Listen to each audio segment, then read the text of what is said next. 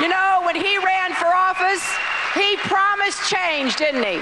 He promised change as a compassionate conservative, and the American people got shafted, and we're going to have to make up for all that we have lived through the last 7 years. So, fool me once, shame on you. Fool me twice, shame on me.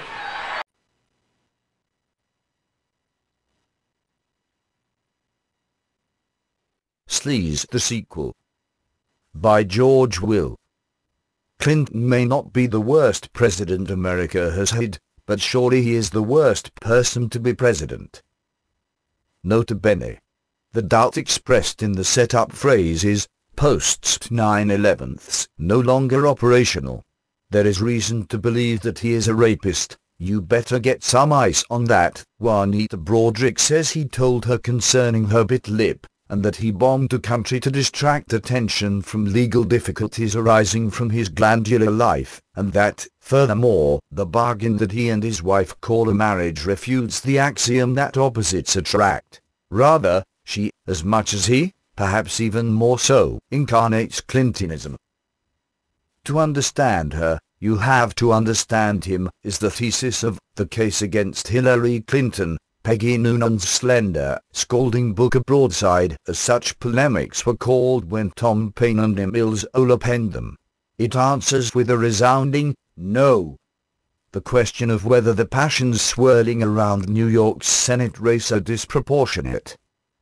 Noonan, a speechwriter for President Reagan and now a Wall Street Journal columnist, calls Mrs. Clinton's candidacy an act of mad boomer selfishness and narcissism, shocking even in a Clinton.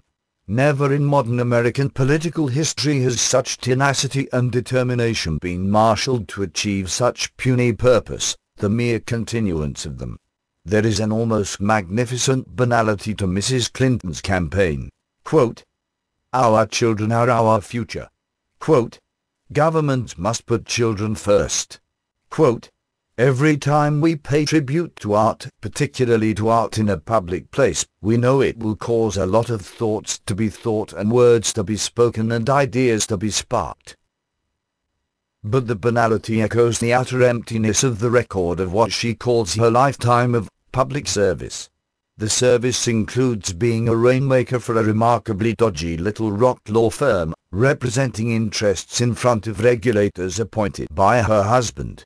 Her public service does not include any public accomplishment other than making a baroque 600 people in 38 subgroups, operating in illegal secrecy, debacle of health care reform.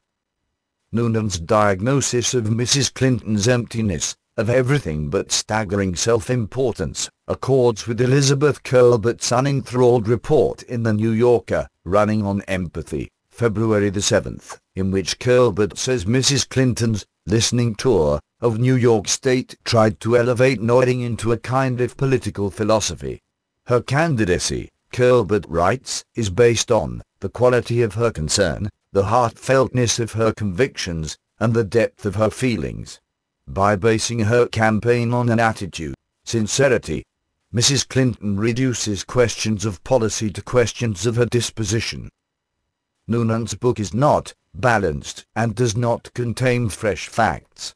But it is no more imbalanced than Common Sense or Jack Q's, and her worthy purpose is to distill the meaning of the acid rain of facts about the Clintons' behavior with which we have been deluged. This highly credentialed rube, says Noonan in summing up, is too corrupt for New York. She is too cynical for the place that gave birth to Tammany Hall. Noonan is one angry New Yorker, and although anger can be, and in this case is, a whetstone for sharp writing, it can subvert judgment. Did Noonan's anger do so? Consider. Mrs. Clinton, like her recently announced Jewish step-grandfather, is a long-time Yankees fan.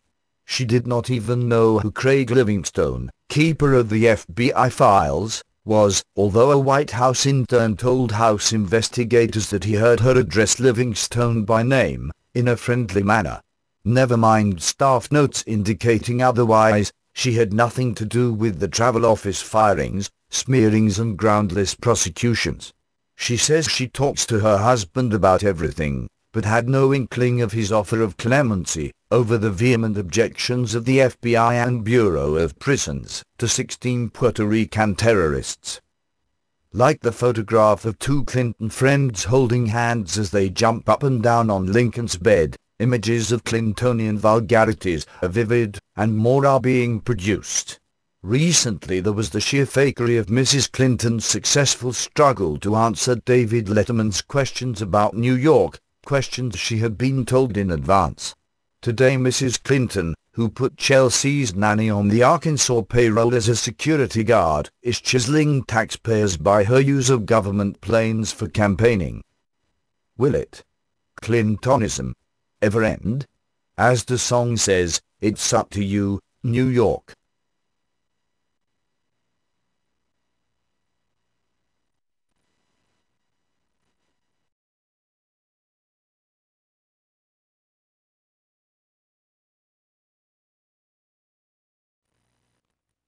Fool me twice, shame on me.